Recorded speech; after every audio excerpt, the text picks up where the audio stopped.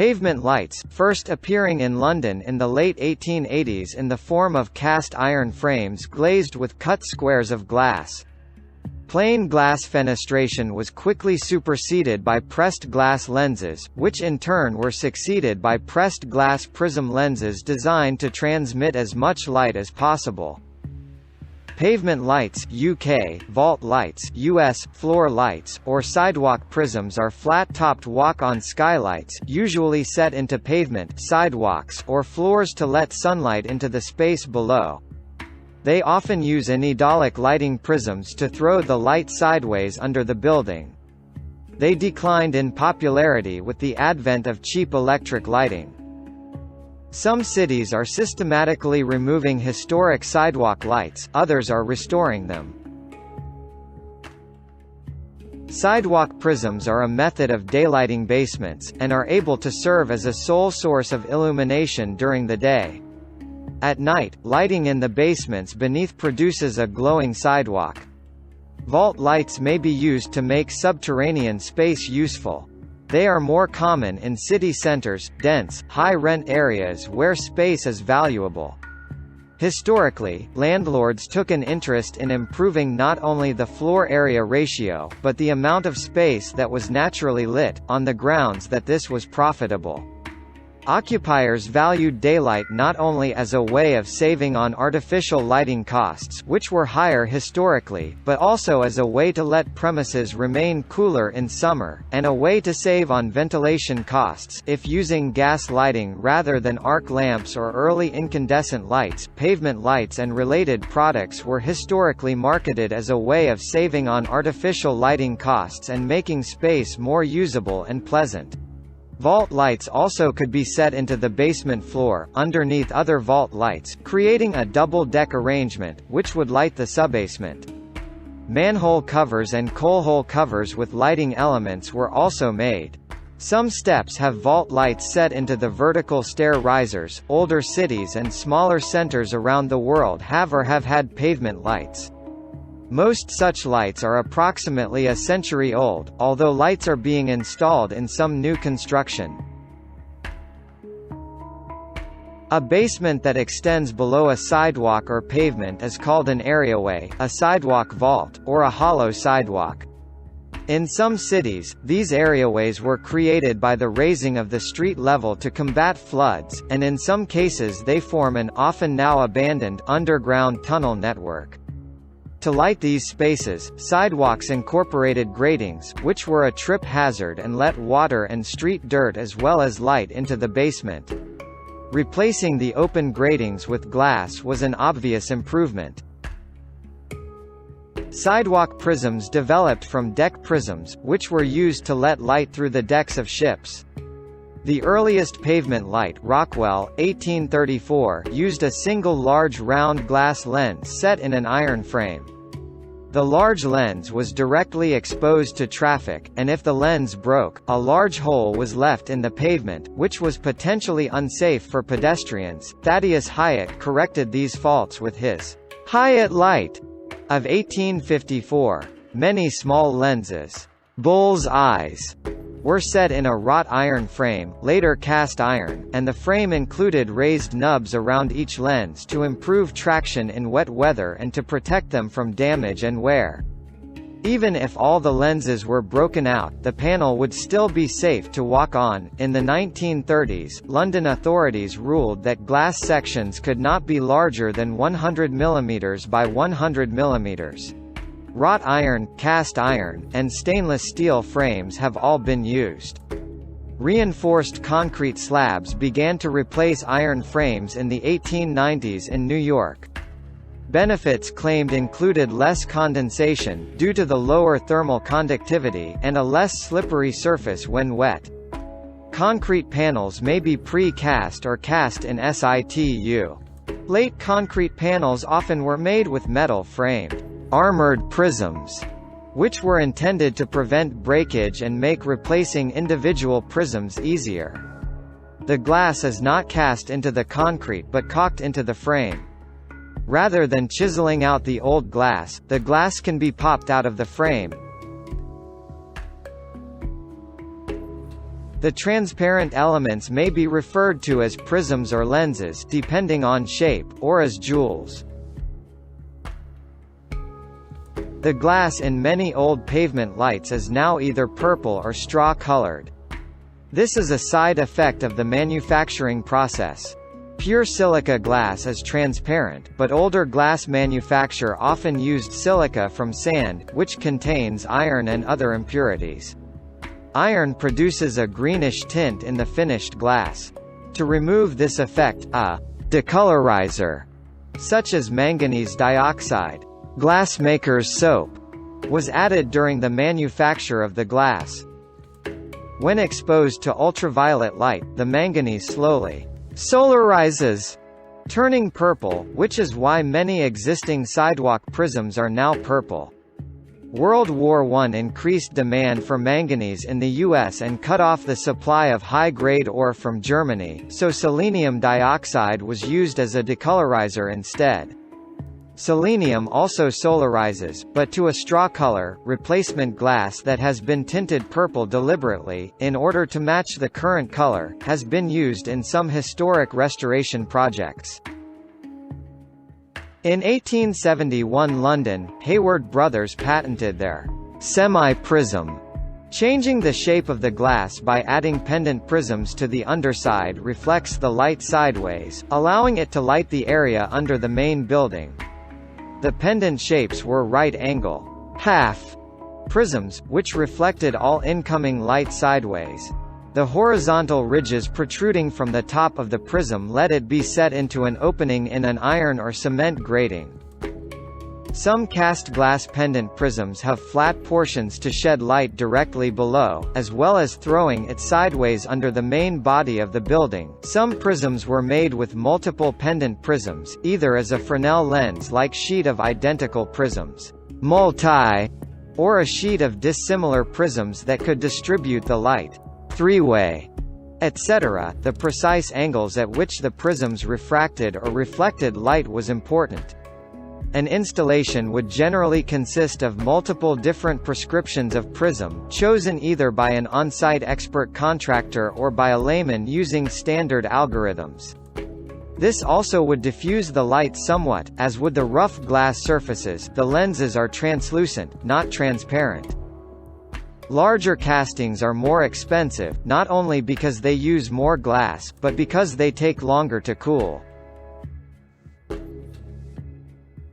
In some cases, a second vertical curtain of prisms was installed under the building sill. These were analogous to the prism transoms used over above-ground windows and doors.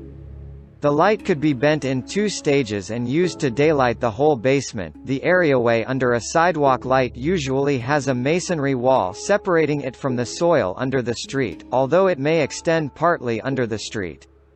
Support for the vault light frames varies. Steel cross beams supported by columns are common in older buildings, metal decks are common in newer ones. Historically, glass lenses were standardized by each manufacturer. Some modern manufacturers produce standardized prisms.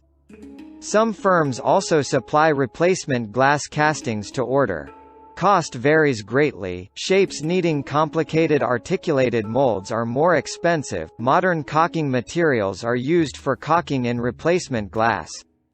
Broken and damaged frames can be patched, re-welded, or recast. Generally speaking, restoration requires only simple tools and technology. Promptly repairing sidewalk cracks, and avoiding de-icers that will corrode metal, helps keep the supporting structure dry and in good repair. Keeping a sidewalk light watertight does not cost much in time or materials.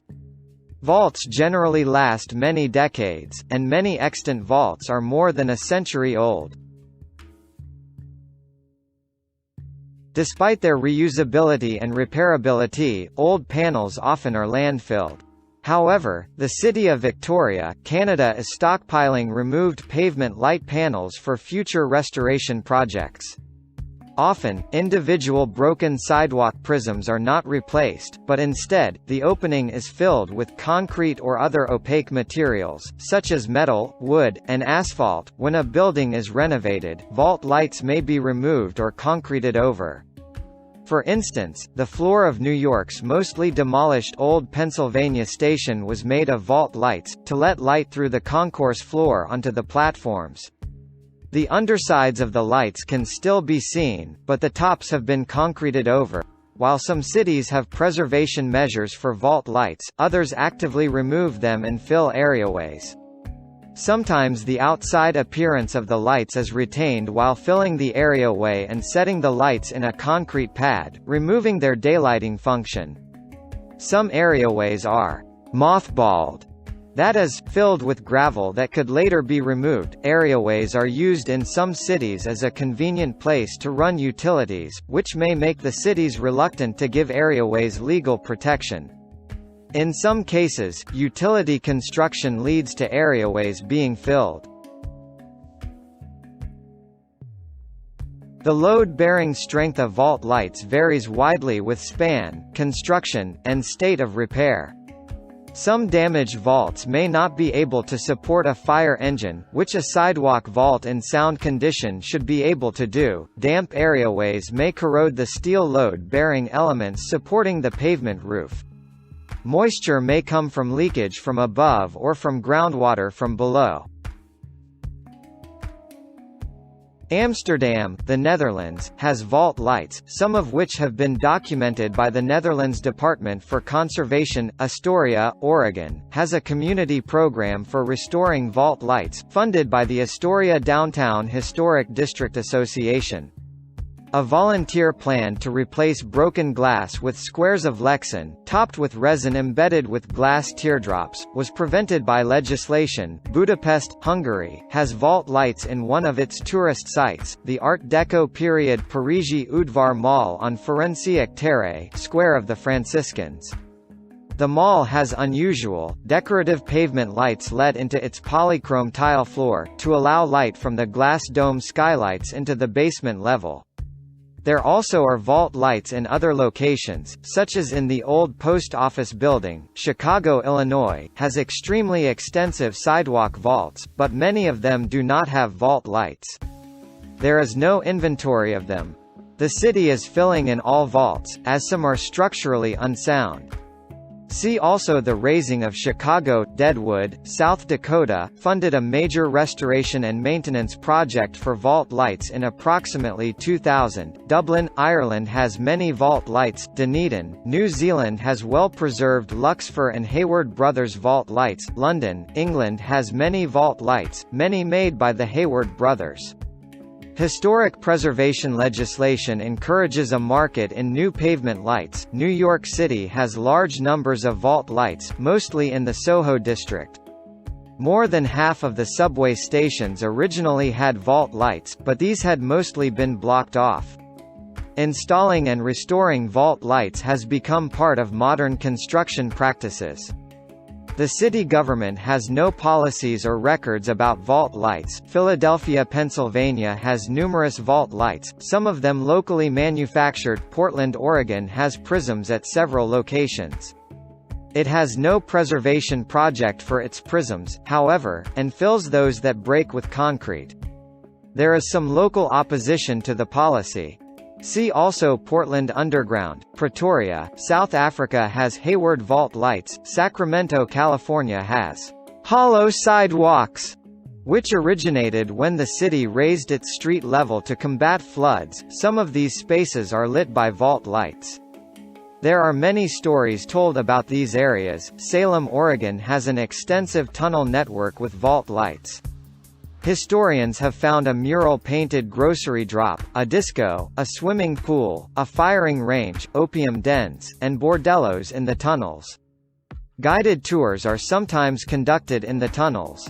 The Go Downtown Salem board welcomed the idea of regular underground tours. Many of the tunnels have been filled during sewer construction. San Diego, California has 16 sided pavement jewels of the Searchlight brand, San Francisco evaluates the lights as having little historic value, and as a safety hazard for pedestrians. Most of the lights have been removed. The City Lights bookstore has vault lights. Saskatchewan has had sidewalk prisms. They have been used in music videos, and a Facebook group fought to save them. They were scheduled to be infilled in 2015. Seattle, Washington raised its street level, by up to 22 feet in some places, in the aftermath of the Great Seattle Fire of 1889. Previously, the Pioneer Square area had flooded tidally. Seattle replaced some of its sidewalk vault lights in Pioneer Square with new pre-purpled ones in 2002. Seattle runs tourist trips through its underground. Tijuana, Mexico has armored unsolarized vault lights in the 1919 Casa de la Cultura. Toronto, Ontario once had many vault lights, but as of 2010 only one is known to remain, in front of the shops at 2869 Dundas Street, West, near Keele, Vancouver. British Columbia has an unofficial policy of requiring any applicants for development permits to fill in areaways, although some have been paved over or made sufficiently load-bearing to support a fire engine. Some of the remaining areaways have restaurants built into them. A walking map of the sidewalk prisms has been produced. There are approximately 130 remaining areaways, the records of which are not digitized, and no measures exist to promote their preservation. Victoria, British Columbia has more than 11,000 sidewalk prisms in 7 locations as of 2006, with more than 670 of them missing or filled with concrete, including an underground gallery running around an entire block outside the Yarrow building. Sidewalk prisms have been heritage registered since 1990. Originally, there were hundreds of thousands of prisms. The city has some panels in storage for restoration, but is having difficulty finding a glass supplier. There are city plans to light the galleries below at night, creating glowing purple sidewalks in the downtown core. While they are protected, there is no funding for the preservation of sidewalk prisms. See also: anidolic lighting, daylighting, deck prism, prism lighting. Thaddeus Hyatt made the money he spent fighting slavery with Hyatt lights, innovative small paned lights in cast iron frames. Underground city vault lights are used to light some